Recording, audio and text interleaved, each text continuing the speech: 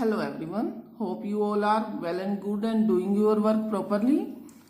तो first of all students, अगर आपने अभी तक मेरे चैनल को सब्सक्राइब नहीं किया है तो प्लीज कर दें so that you can get all the updates on time.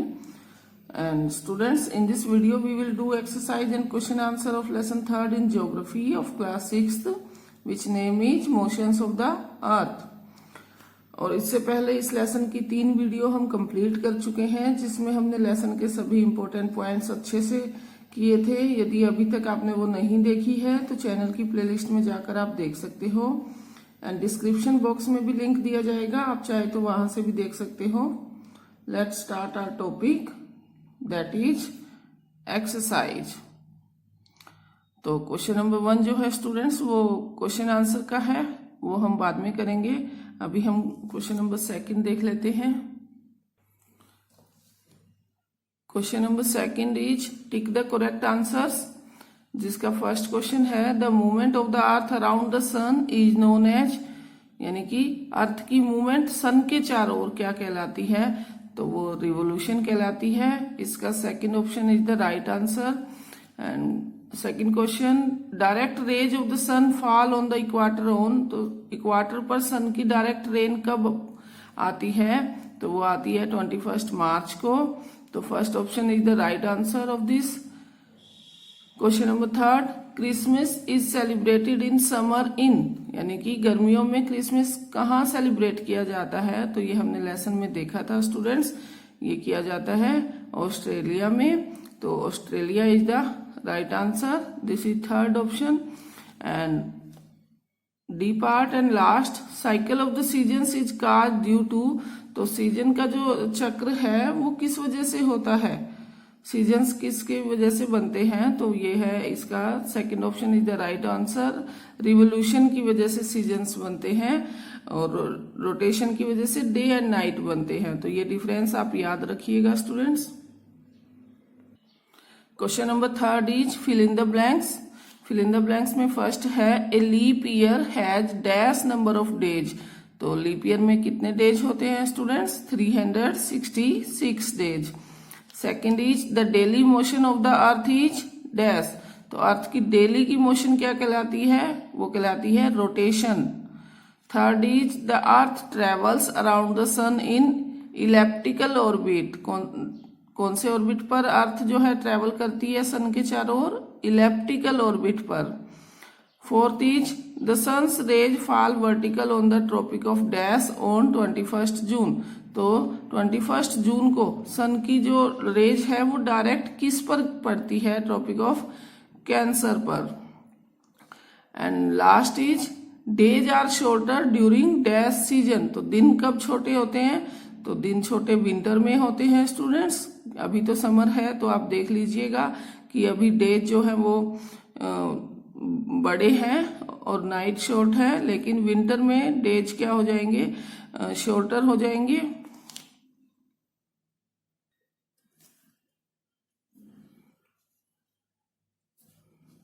तो स्टूडेंट्स एक बार अच्छे से आप इसको देख लीजिएगा. इसके बाद हम क्वेश्चन नंबर 1 करेंगे.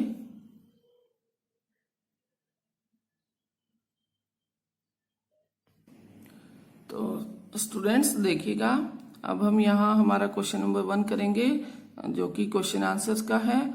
तो यहाँ मैंने अपनी नोटबुक में सारी चीजें मेंशन की है, आप भी ऐसे ही कर लीजिएगा.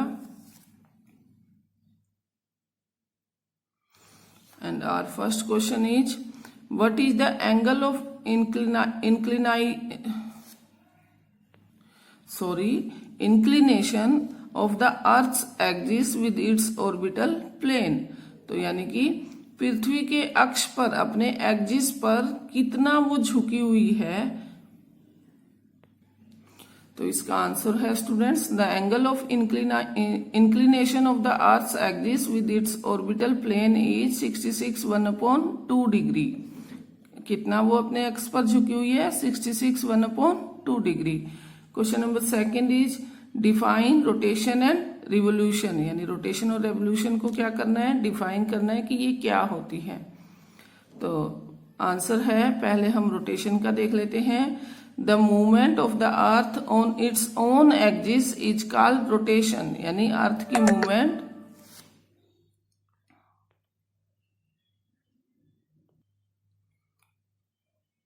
अपने एक्सिस पर क्या कहलाती है? रोटेशन कहलाती है।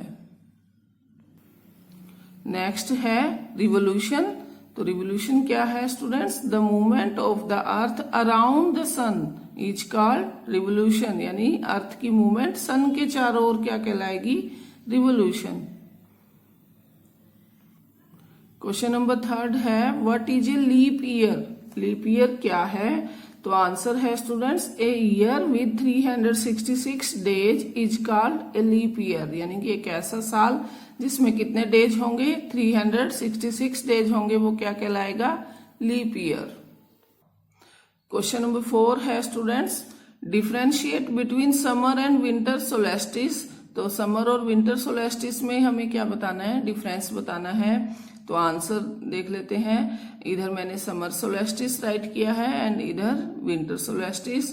तो इसका पॉइंट नंबर 1 है days are longer than nights in summer solstice, यानी समर सोलेस्टिस में क्या होता है कि दिन बड़े होते हैं और रातें छोटी होती है, और इसी का ऑपोजिट होता है विंटर सोलेस्टिस में। यहाँ पर days are shorter than nights in winter solstice, यानी कि यहाँ पर दिन क्या हो गए? छोटे हो गए और रातें बड़ी हो गई।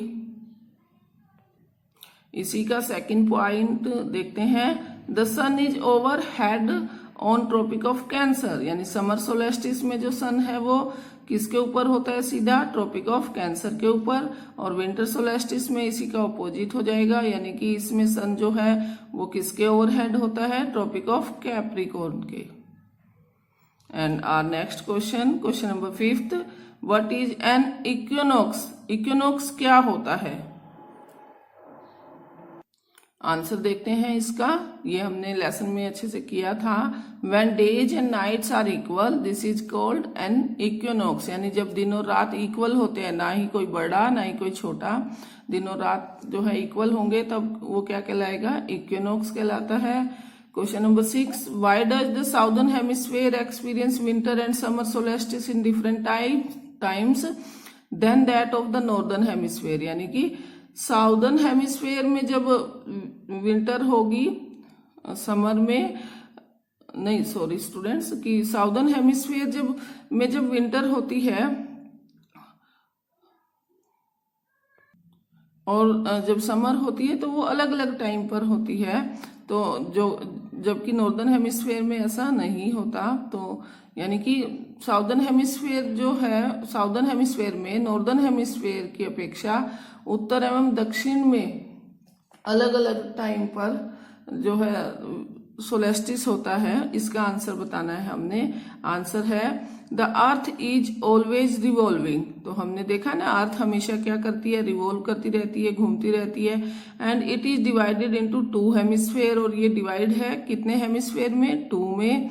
The part of the earth which face is the sun, यानी अर्थ का वो पार्ट जो सन को फेस करता है या सन के आगे होता है, experience summer, and the part away from the sun experiences winter, यानी जो पार्ट सन के सामने होगा वहां समर होगी और जो सन से दूर होगा वहां पर विंटर होगी। देयरफॉर, इसलिए southern hemisphere experience winter and summer solstice at different times than that of the northern hemisphere, और इसीलिए साउदर्न हेमिस्फीयर जो है वो अलग अलग टाइम पर वहां पर विंटर एंड समर सोलेस्टिस होते हैं comparison to northern hemisphere. Now question number 7, why do the poles experience about 6 months days and 6 months night? तो पोल्स पर 6 महीने का दिन एवं 6 महीने की रात होती है, तो वो बतानी है क्यों होती है। तो आंसर देखते हैं students, the poles experience about 6 months day and 6 months night because both hemisphere tilted towards the sun for 6 months in terms, क्योंकि पोल्स पर 6 महीने का दिन और 6 महीने की रात इसलिए होती है कि दोनों ही हेमिस्फीयर जो है वो सन की ओर झुकते हैं 6-6 महीने के लिए बारी बारी। तो इसीलिए जिस पोल्स का एरिया सन के सामने होगा वहां पर 6 महीने के लिए दिन होगा, और जैसे कि नॉर्थ पोल में दिन होगा तो साउथ पोल में रात होगी for the 6 month। I hope आपको ये क्लियर हो गए students.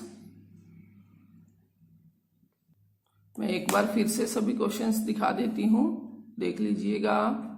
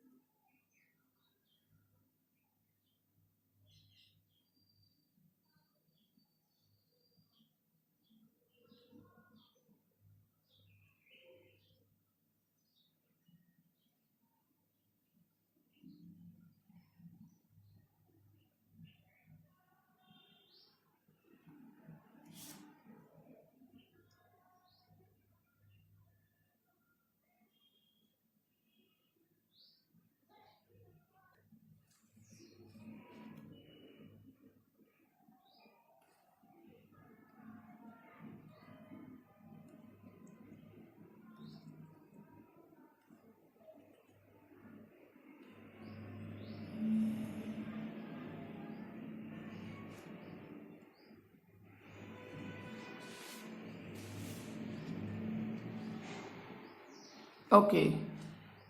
At last, I would like to say thanks to everyone for watching. Dear students, please like, share and subscribe my channel.